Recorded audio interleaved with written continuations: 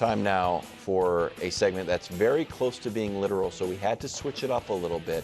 Also, we're hoping this new format gives Coach a chance at a W, because for you, Coach, this is a must-win. Chargers favored by 3 in Houston Saturday afternoon.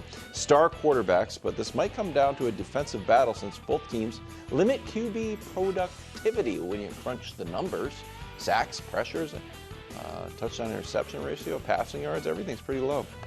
So, here's the game. This is a must-win for who?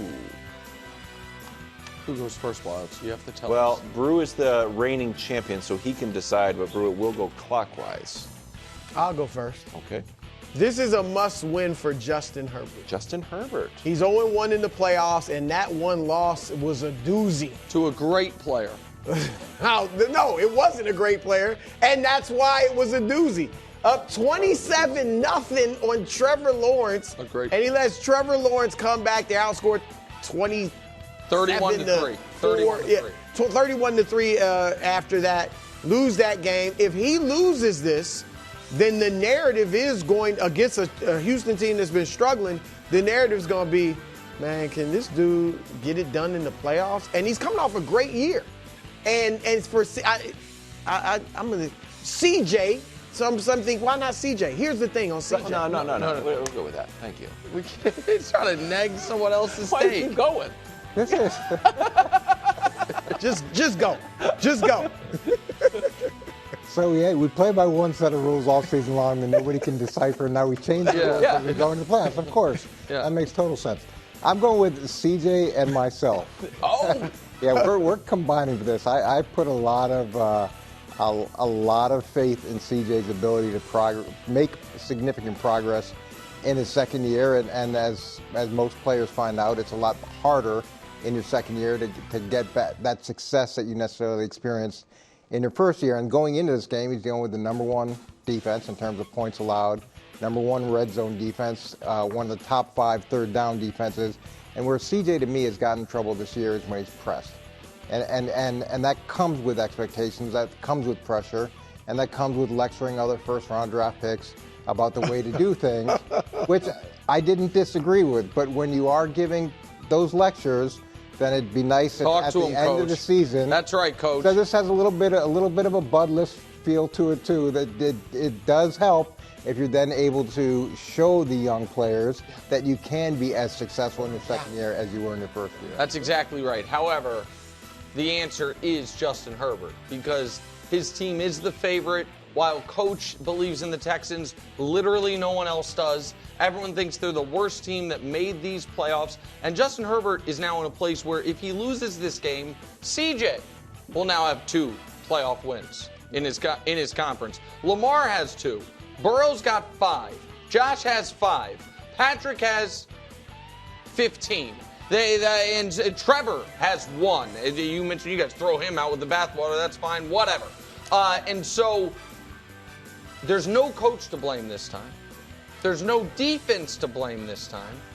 While he doesn't have elite weapons at this point in the year, neither do the Texans. Texans have an elite weapon in Nico Collins, but the running games are equivalent. And so Justin Herbert, this would be a big deal they lose this game. It's a must-win for Justin Herbert. we switched the format around a little bit, and so we don't quite know this is our first dance. But as soon as you said Justin Herbert, after he said Justin Herbert, Thank you, Wilds. he already said Justin Herbert. Well, some of us are going to have the same proper noun, but we're I going to have better I fell reasons. asleep want midway to. through it. Coach gets the point. Wait, what? Sorry. Your light was dimmed a little bit because he said some interesting stuff. copies my Steelers, Ravens, 1-1 in the regular season. We always talk about this being a tough divisional game. But in the last 3 postseasons, the favorite in the divisional playoff matchups are 7-0. So much for, this is going to be tough. They're familiar. Like, not really. If you're favored, you're supposed to win. So, who's this a must-win for, Coach? I'm going to go with Todd Monken, the offensive coordinator for the Baltimore Ravens, and here's why. It's easy. No, it's easy to put it on Lamar, and that makes a lot of sense. But the truth is, you control the plays that go into the game, and you control whether it's a run or a pass. And you've got a guy that when you hand him the ball 20 times or more, he wins 80% of his games with Derrick Henry, which you haven't had in the past, even though you've had very good running games. So that's something that you completely control throughout this game. And even if the game gets tight, or maybe you're down by 14, there is a way that the Ravens have consistently won. And don't get scared by being down by a few points and suddenly change your philosophy. Go with the things that have worked, and it'll work again this week. So I appreciate Coach leaving Lamar available for me now that I know the rules. However, Not the rules, just maybe. I understand. However, that's too easy of an answer. And because the reality is, even if Lamar loses this game, he's still going to have a very vocal tribe of fans on the internet and in the media defending him and saying, oh, no, wait, actually, it takes 7 years sometimes. You know who's not going to have anyone to defend him? That guy. It's a must-win for Chris Broussard.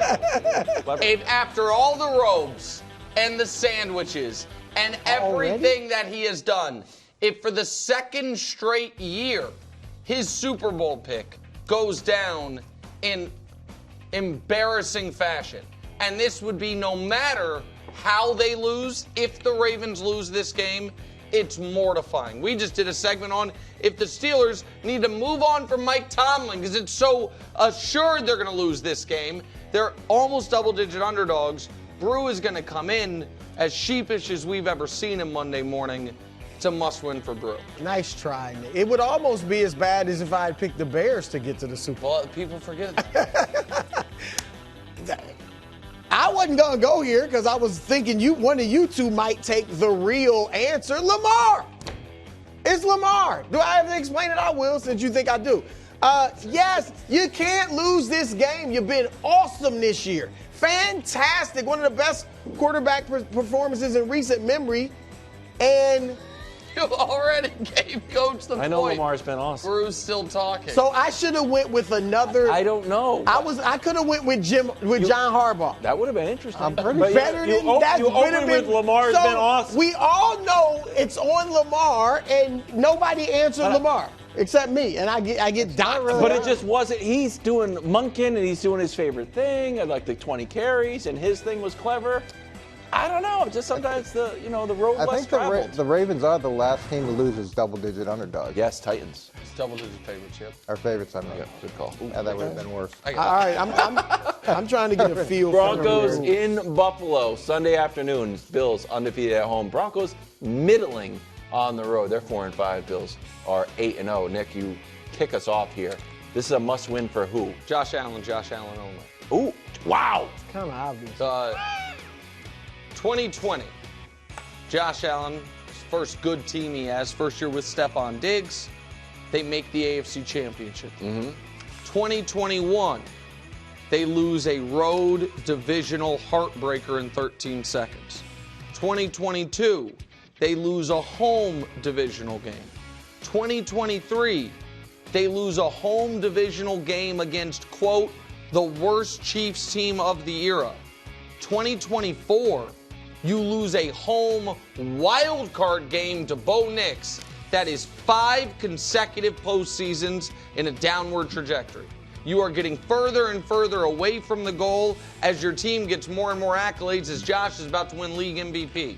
This would be, as much as we talk about what will the narrative on Lamar will be if he loses, Josh Allen, if he loses to Bo Nix and the Denver Broncos at home, and 2 weeks later goes and gets the MVP award, the narrative's going to be that 13 seconds game sure was a long time ago. Andy lost it.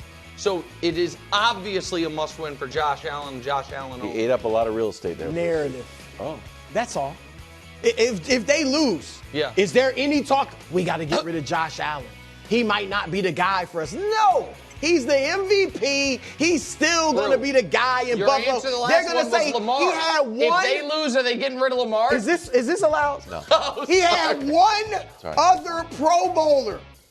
He had one other Pro Bowler. Be thankful, be grateful that Josh and his brilliance even got us here. That's smart people like Coach Mangini didn't even think they make the playoffs. All right, the guy that this Why is are you a gonna blow must. my candle out to make it shine brighter? A must-win for Sean McDermott. 8 years in Buffalo. Nick hit it. You can't. It wouldn't even be easy to say it's just the Chiefs. No, because there'd be losses to other teams that they should have beat. So, thank you. That's okay, Coach. But this is how a champion responds to adversity. You just saw it. But here's the problem: is I actually agree with Brew. Let's just move on. But, give me the point. But for a little bit different reason. Buffalo now is 8-0 at home. Denver's 4-5 on the road. You've got the MVP of the league. They've got a rookie quarterback, although their statistics are similar. Like, from a coaching perspective, one of the things that Nick has killed Buffalo about consistently are some time management decisions and some things that are bigger picture than just, I have Josh Allen. You know, it's the nuances of the game where I think this could be problematic, especially if they find a way to lose with the MVP. Thank you.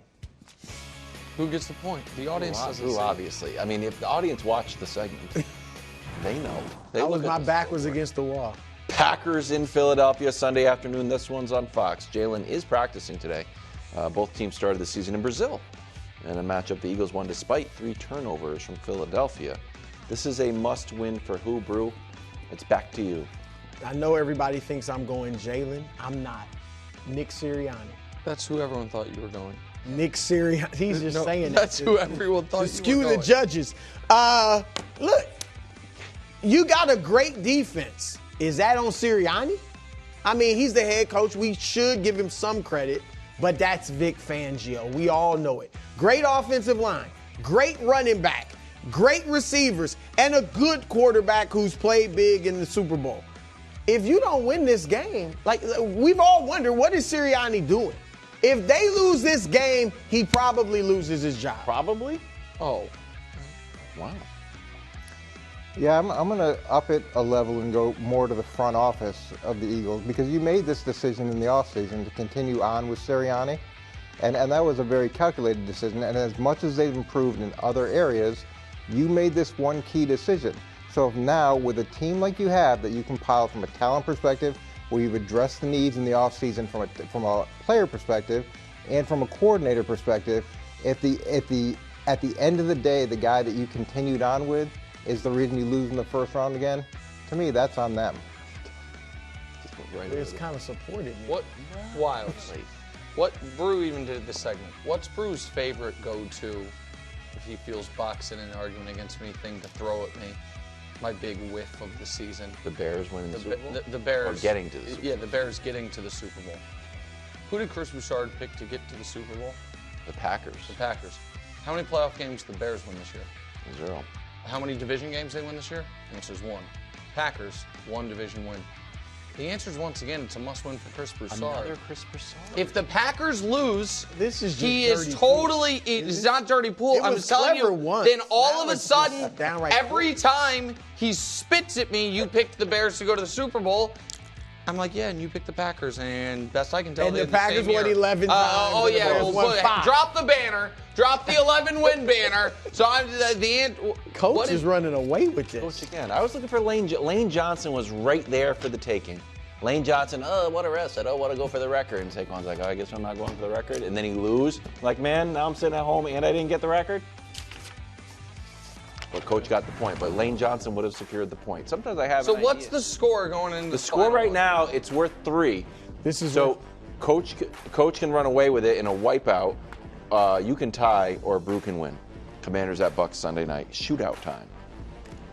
Look, outside of the Lions, these are the top 2 scoring teams in the entire NFL. Coach, you are so close to victory.